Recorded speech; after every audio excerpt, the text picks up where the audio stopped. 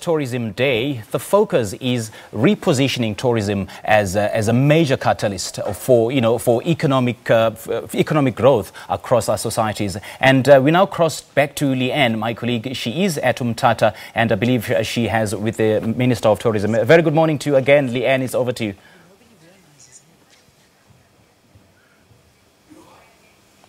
Leanne, I'm not sure if you can hear me. Please confirm if you can hear me.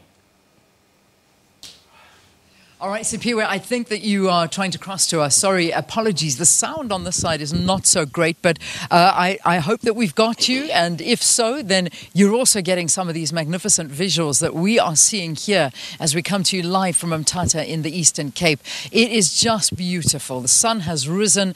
There's just this misty haze over the hills here, over the Umtata Dam. And this is the location for World Tourism Day 2018. This day declared by the United Nations and is something that is looked at for the rest of the entire world. Actually looks on to this day where it celebrates its tourism. Now, this particular province, as Sipiwe mentioned and you saw in the insert, is also one that's a hive of activity, especially when it comes to different adventuring things like dirt biking, bungee jumping, snorkeling, diving, fishing, you name it. The Eastern Cape is that place to come. But it's also that place to come when you want to look back to where greatness originates from. And I talk about the birthplace of Tata Madiba, that's very close to here, Mvezo.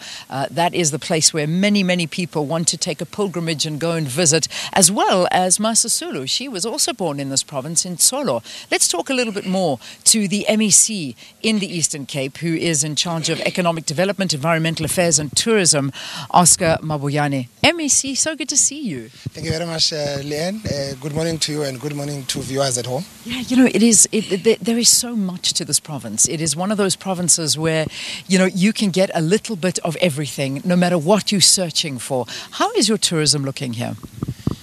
We're looking good. We're trying to really put things together because of the obviously historical the background, the challenges of being at the periphery of the country.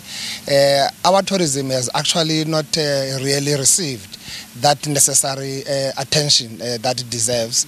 We've been working around that. We've just agreed in the cabinet that this is our jewel, this is our gold, this is our everything as a province. We need to put everything that we have into that and begin to actually exploit the potential we have and unlock whatever that is possible to have our tourism really becoming what it is. As we have just mentioned, we are actually endowed here of almost everything that you can talk of if you talk about nature. Yeah, and it is. I mean, it's something that I know it's amazing. Since I've arrived here, I've just seen signs, your adventure province, your province to come and get a thrill in. And I mean, are these kind of campaigns working? Are you finding that you're attracting a different kind of tourist to come and visit Eastern Cape? Yes, absolutely working, but not at that optimal level. Yeah. You have got a lot of actually bottlenecks. You still a province that you have got an international airport, but that doesn't land international flights in PA. Resolve those problems. Those are really issues. You need to get tourists from Europe, from US, from Asia, coming straight to Eastern Cape to see where Mandela was born, see where Mama Sisulu was born, see where Mama Winnie Mandela was born, straight to the province. So those are really issues that working with national government, provincial government and local sphere, we must put our minds together, find resources, create that kind of an environment. Those are enablers to get the tourism actually going towards the direction that we want it to go.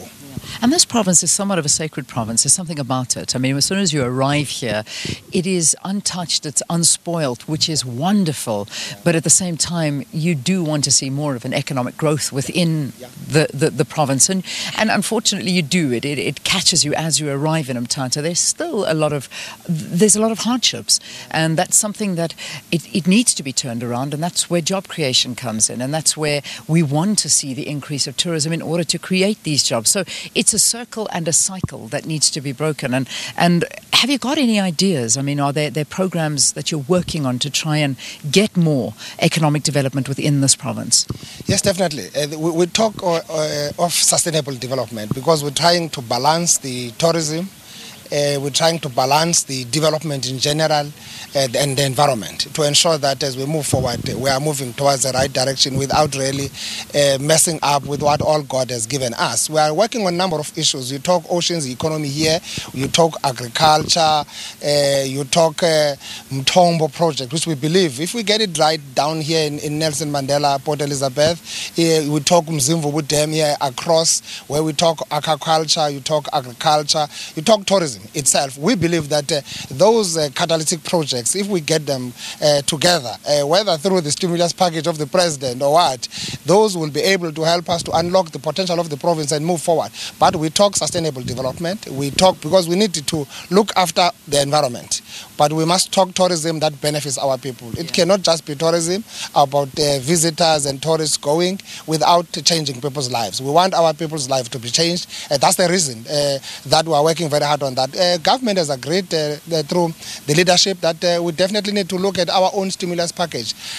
Even though we are very tight, you understand the economic hardships that we are going through, our equitable share challenges. In the last 3 years, we've lost about 13 billion as a province because of the out migration. People are leaving the province to Johannesburg looking for the opportunities. They are going to Durban, are going to Cape Town, etc. So we have lost about 500,000 people. So if we continue with the kind of a formula that you have, all what you see, we will never realize its potential. So government must find kind of these stimulus packages quite focused and intervening in an area where you need. Remember, we might be peripheral to the center, but we are the center of the periphery. We are part of South Africa, and we are here, and we are not going to leave. Yeah. So Pretoria is here because this is also national. Well, I mean, you talk about it being the centre, and as we wrap up this interview, I just want to also pay homage to the individuals that this year is dedicated to, and they both come from this province. They were both born here. They both buried here. I mean, this is the place of like I said earlier, it's a sacred place. Has it helped tourism? Have you found people wanting to come here and visit Mama Sisulu and also the birthplace of Mama Sisulu and Madiba? This is what we wanted to package as government, the liberation route. We talk more of that. Yesterday we were celebrating Mama Winnie's birthday at her birthplace here in Bizana. Mama Sisulu just a few 100 kilometers away from here, Tomo. So we want to package that. We do have already those liberation routes, but we want to connect them so that they give meaning, a literal meaning of what do we mean by home of legends. So we are working on that as a tourism product on its own. When you talk about liberation, when you talk about struggles that our people have actually, the West here, wars of land of dispossession, even before that, there's a lot that you can talk about. The adventure province you spoke about, the fauna and flora that we have in this province. It's actually wonderful. So we just needed that kind of energy, innovation, package it right, understanding it very well that now you also have the 4th industrial revolution coming. How do you make it a point that all these things are packaged nicely that they get into the world and the world comes this direction? With the population you have or the market we have now from our BRICS community, we need to get those people coming down here, Brazilians, Russians, Chinese in numbers. We need to... What they cannot get anywhere. Absolutely. We need to tap into our resources as much as we can. MEC, thank you very much for talking to us. This is the MEC of Economic Development, Environmental Affairs as well as Tourism, Oscar Mabuyane here in the Eastern Cape. Well, I can tell you that there's a dark cloud that's coming over us now. It's a very misty morning, but I think it makes for even more of a beautiful setting as we come to you from the Eastern Cape. Let's go to an ad break and we'll see you in the next